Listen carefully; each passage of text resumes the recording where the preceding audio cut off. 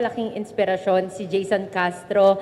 We know he's still recovering from injury, pero pumunta siya sa ensayo kahapon. He even went to the game earlier today. And how that impacted the guards like you kasi kinausapan niya kayo in person, you, Calvin, RR, just that inspiration. Yung pagpunta pa lang ni Kuya Jason kahapon sa practice namin, sobrang dagdag ng extra motivation sa amin yun.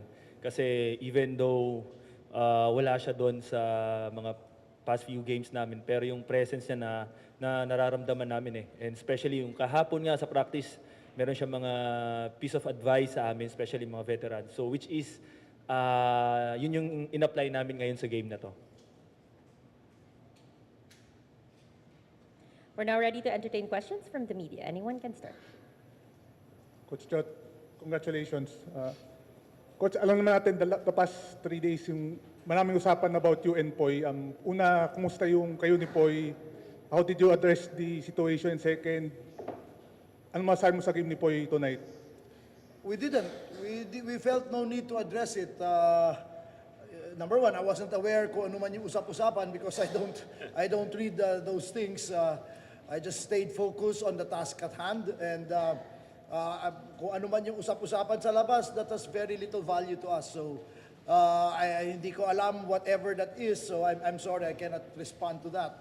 But your question, if kung nag-ayos kami, you can ask Ray. Wala. We had a regular team meeting yesterday, and we didn't even need to address it because that's the level of trust in our team. That's our depth. And if we get on each other's nerve and magsigawan kami, magkakapatid nga, magkakapamilya nga, nagsisigawan at nag-aaway, di ba? But that doesn't mean that they're going to break up as a family, right? Yeah. So that's such a maybe, I won't say normal, but like I said, we did not even have to talk about it or address it. Coach, anong masasabi mo sa game ni Poy tonight? Especially in the fourth quarter. We just told Poy to focus on shutting off the noise. Yun ang importante sa kanya. And wala ka namang sasabi. I told him, of all of our players in this series, he was the one with the highest plus-minus in the effort charts. Pinakamataas si Poy eh. So, but we need him on the floor. So I said, just focus, shut off the noise, and because his presence is very important. And luckily, he did just that tonight. Coach, good evening. Coach, I believe you had a one-day break yesterday. No? Monday. Monday. Did that at least help the team to at least ease the tension or whatever? That's a regular thing that we do naman eh. Even in the last finals, when after 4 games, it was also on a Sunday, nag-2-all, we also took Monday off. Because I believe in that sometimes you need to take a step back and recover, not only in basketball or sports, even in life. If we're faced with a lot of problems, instead of trying to bang your head against the problem, against the wall, I think it's a good idea to sometimes just step back. Step back and let things, let the guys get their minds off basketball for a bit. Because I said, I thought the pressure was getting to us. And I said, but kayo pressure, nobody expected us to compete against this team. We were not even expected to get to the finals when we lost Jason in game 4 or 5 of the Rain or Shine series. And then who would have thought that we would battle a team like that without last year's finals MVP? So I said, don't let the pressure get to you. So the best way I could show that to them was to give them the day off. They take the day off, relax, recover, recharge, and then we came into less yesterday. We just talked about things, talked about what we needed to do for tonight. Coach, what's the rationale dun sa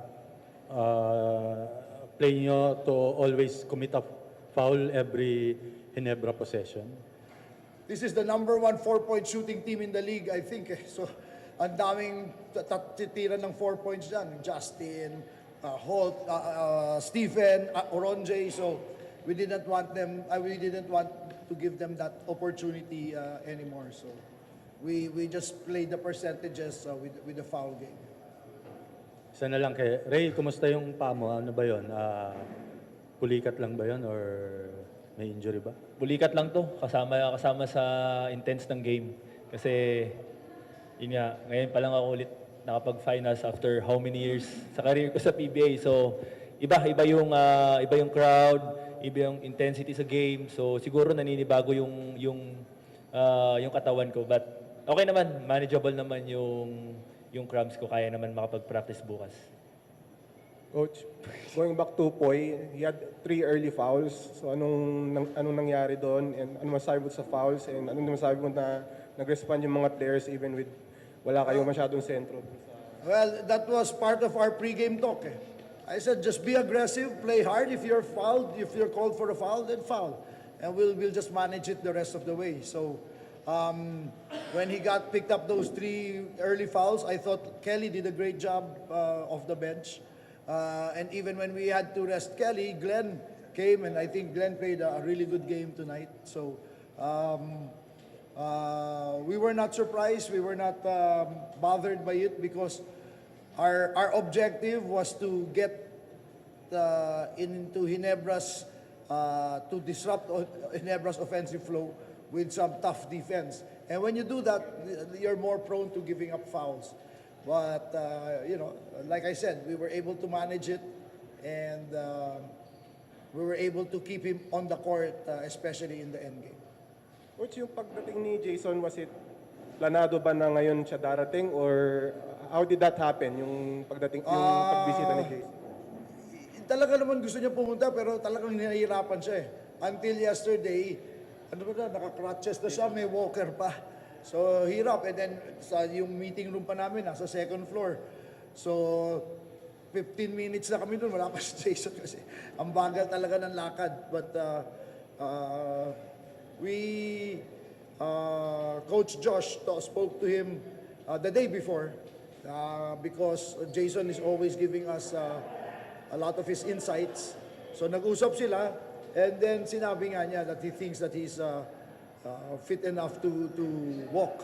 Kasi hindi lang naman yung walk, yung kotse hanggang sa aakyat pa, bababa pa. So kaya niya kahapon, so dumating na siya today. Coach, congratulations on the win, Coach. Basically, in the first half, you guys were playing catch-up. Then you opened the second half with an 11-2 run.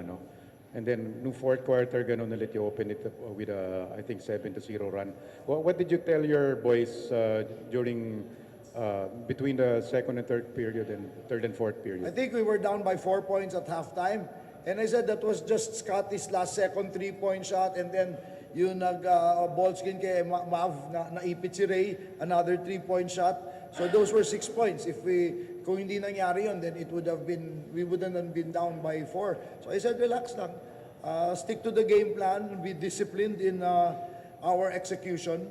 And I said, we can, as long as we don't get rattled and focus on what we need to do, yun ang pinag-usapan namin at halftime, that we had 24 minutes, so a lot of time to be able to come back. So I think that was the story. Yeah, Coach.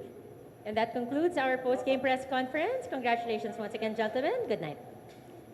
Ang dami pang pahabol eh, huwag na. Pahinga na kami.